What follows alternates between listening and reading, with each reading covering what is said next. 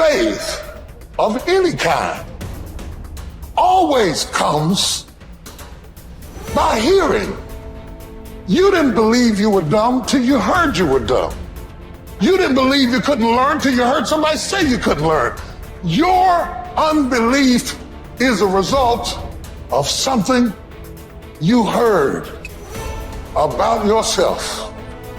And the more you heard it and rehearsed it and even argued about it and said you didn't believe it, every time you face a challenge, tell me the truth, don't those voices come back up? Every time you hit a low place, don't those voices come back up again? And you will never completely be healed or whole until you change the voice inside of your own head. And nobody can do this but you. You've got to make some conscious effort to begin to work to develop you. Start listening to tapes on a daily basis to begin to recondition your mind, to retrain your thinking. Listen to things that can empower you, that can enable you to create a new reality for yourself and a new life for yourself. You might appear to be strange around most people. Don't expect it to make sense to anybody why you've got to do this, why you have got to go. Why? I don't understand. You don't have to. I'm going for me. This is something I have got to do. How would an abundant person think? Write it down, dude, and fire and wire those thoughts in your brain and install the hardware. Keep doing it with attention and intention. It becomes the new voice in your head. It becomes a software program. And before you reach for your cell phone and start scrolling through your social media, close your eyes and rehearse in your mind how that person would walk, how they would breathe, how they would smile, how they would greet people, how they would be on Zoom calls, how would they be in traffic, how would they be at dinner.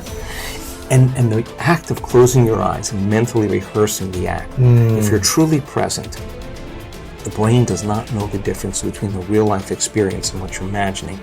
In fact, just a little bit of time, you start to install the neurological hardware to look like you already did it. You must have faith. You've got to believe in yourself. You've got to believe in your abilities, your ideas, unquestionably. You've got some idea, some dream that you might have to go back and brush it off and look at it again and say, I've got to do this. This is what I'm supposed to do. This is why I showed up. You've got to talk to yourself day in and day out, selling yourself on you and on your potentials. And all I want you to do every day is just say to yourself, when you feel that inner negative conversation saying you can't do it, just say, it's possible. Other people have done it, then we can do it. We fail a lot of times. Well, a lot of other folks fail, and eventually they came back and they succeeded. So it's possible we can have what we want, and it's necessary. We get negative, do-nothing people out of our lives. It's necessary. We never stop learning and growing and developing ourselves. It's necessary that we never give up. Whatever we have to do, it's worth it.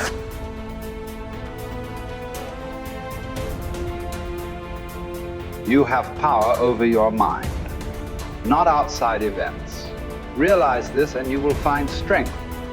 When you arise in the morning, think of what a privilege it is to be alive, to think, to enjoy, to love.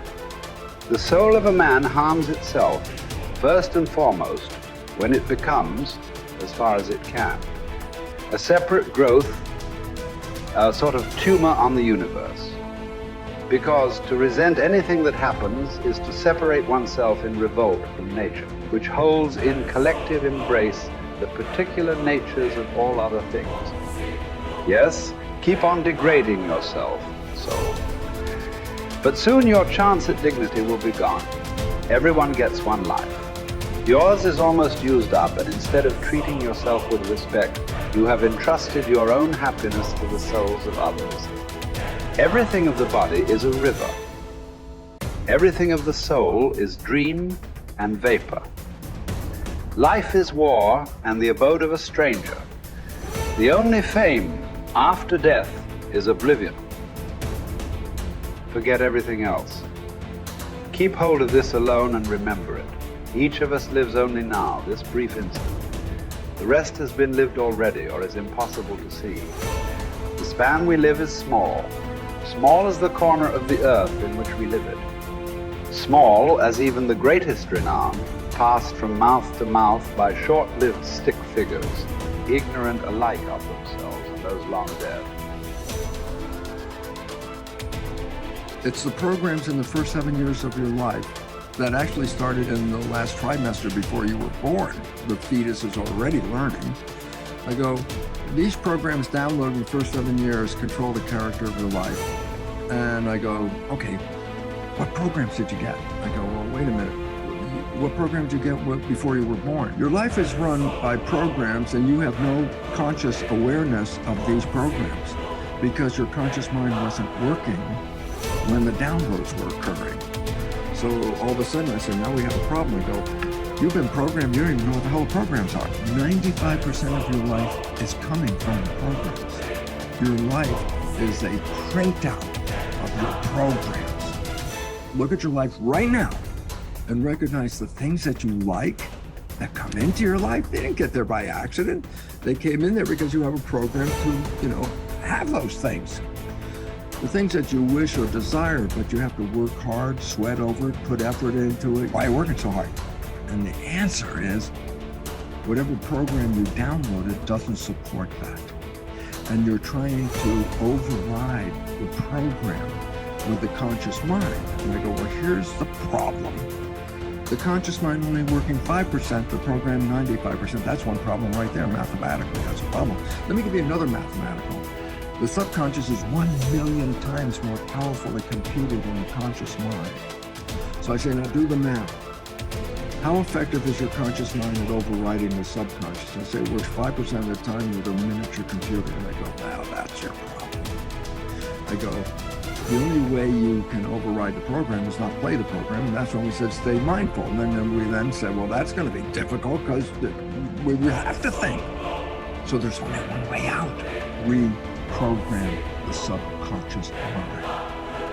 If you would put wishes and desire programs into the subconscious mind, that means that that program will be operating 95% of the day. Meaning, whether your conscious mind is in control saying, these are my wishes and desires, or the conscious mind's thinking, then the subconscious mind comes in and says, these are my wishes and desires, then guess what? Then 100% of your life you're living wishes and desires.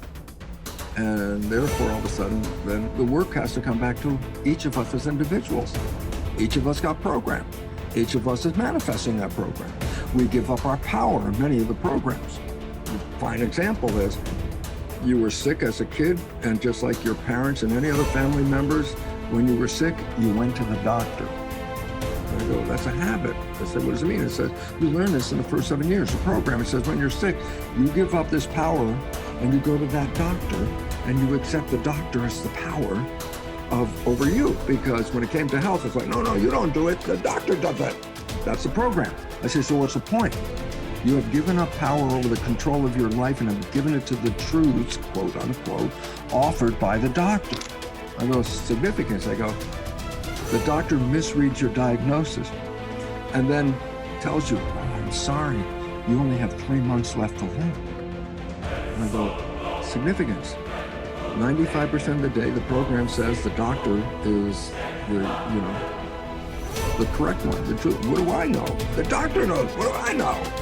So 95% of the day, then your belief system is going to do what? Take the words of the doctor and manifest them as truth. I go, what's that mean? Well, you're going to die in about 3 months. I go, from what? I go, hey, that was a misdiagnosis. You're still going to die because your belief system will manifest an illness that will terminate. Cancer, for example, is not due to any genes. There's no gene that causes cancer. The genes are correlated with cancer. Well, what causes cancer? I say disharmony and repressed anger is one of the big ones. I go, so then I say the genes didn't cause it? I say no. So I say, then what caused it? I say my consciousness. I say what? Repressed anger, I go, so what? I say, well, change consciousness, and guess what? You can go into remission. The cancer will go away as soon as you change the consciousness. And all of a sudden it's like, I thought I was a victim of the genes. I said, that's a program. And that is totally incorrect. Because as quantum physics says, consciousness is creating our life experiences. And as the new biology, which I'm familiar with, called epigenetics, is how consciousness controls the genetics. And all of a sudden I say, oh, well then biology and quantum physics now share the same story. Yeah, you're creating this. And then the idea is that if you look at the creation and you're not happy with it, don't go out and blame the creation, because you never saw that you were participating in a way invisible to you that led to this expression. If you want to change it, you have to change you, and then the environment will change.